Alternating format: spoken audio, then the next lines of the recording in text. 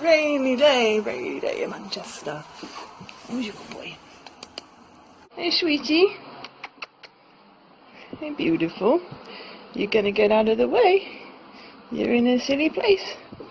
Maybe I'll just have you as a very nice armrest.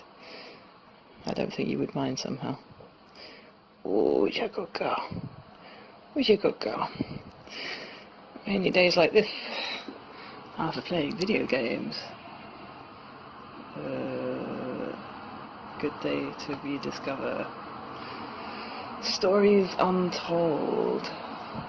Oop. At 5 years old, I know this much. An arcane language lives inside this box. The computer can understand things, so long as I put them to it in exactly the right way. I type words, names, and then random strings of nonsense. I want a reply. Breathing machine, Leigh Alexander.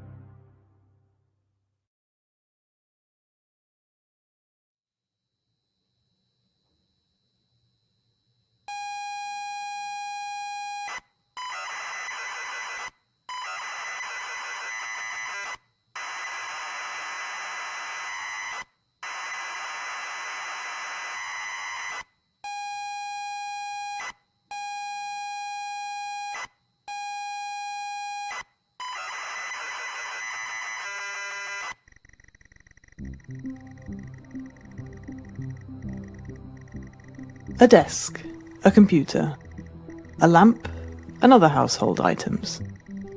It's likely not much different from what you, the player, are looking at right now as you play this game. Maybe you're old enough to remember a computer like this firsthand. Maybe, like me, you're not.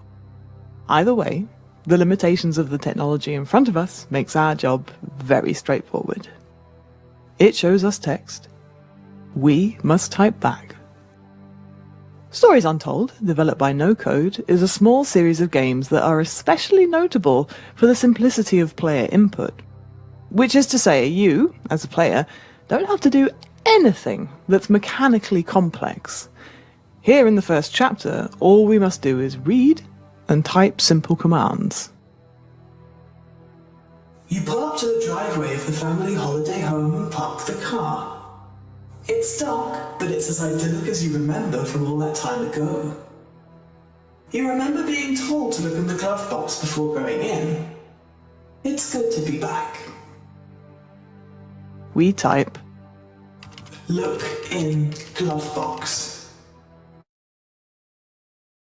I think that modern computers and smartphones are too reliable and advanced to be especially mysterious.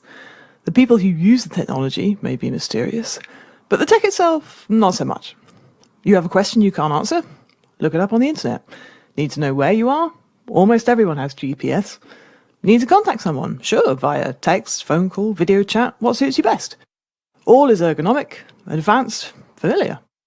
Watching episodes of The X-Files from the 1990s in particular makes me realise that there has been a substantial change in how we humans characterise technology. Firstly, it's apparent how current technology, in various ways, makes our movements, our sense of geography, and, in a purely practical sense, our ability to communicate with other people so much more certain and dependable.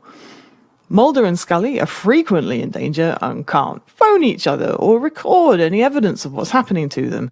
The absence of common, portable and high-quality cameras, in particular, leaves gaps in the world's collective knowledge that the show's mythos can then fill. Is the government concealing alien activity? Does the Jersey Devil really exist?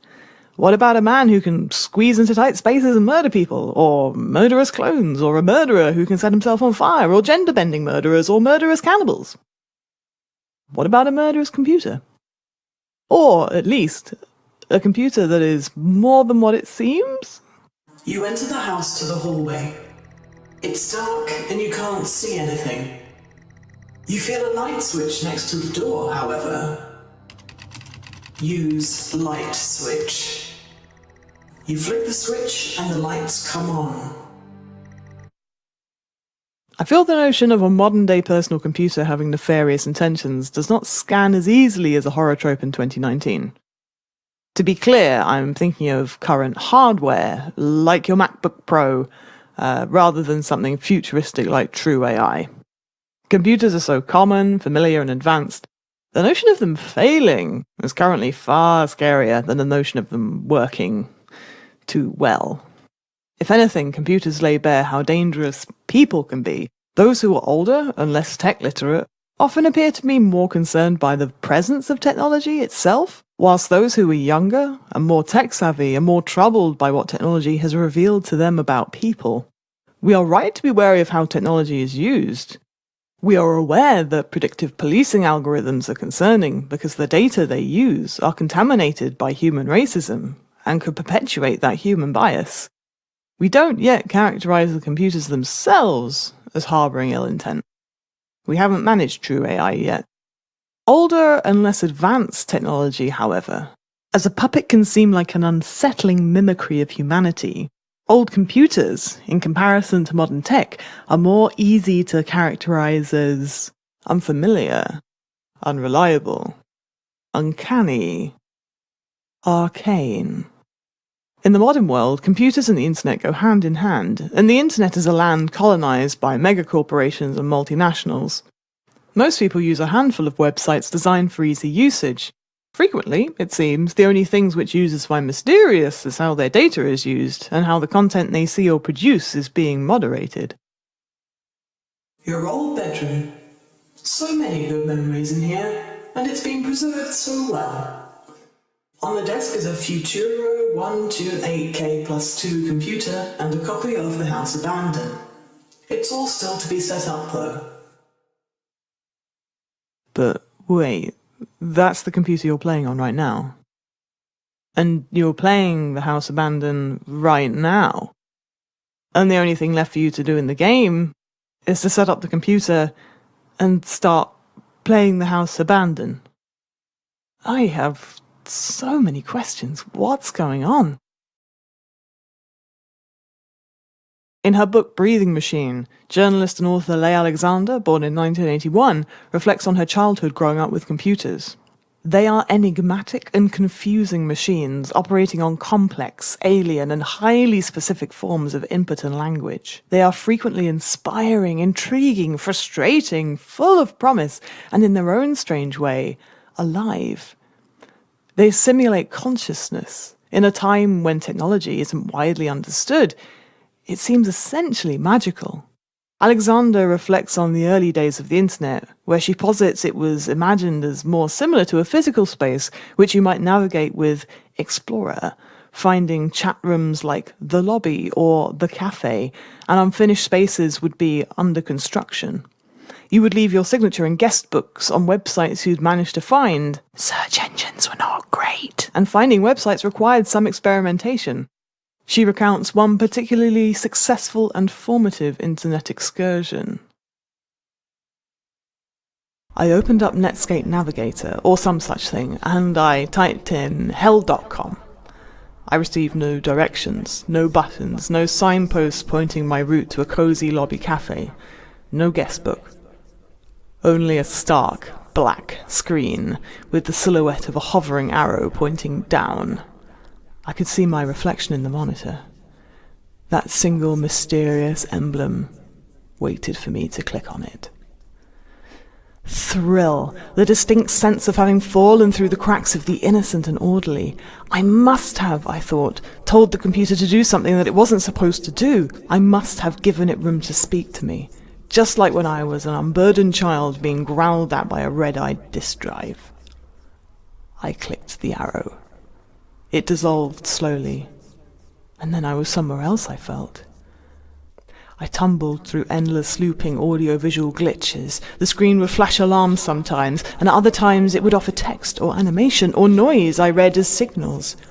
I found it, I thought. The underground collective of breathing machines. Use game. You put the cassette in the computer and press play.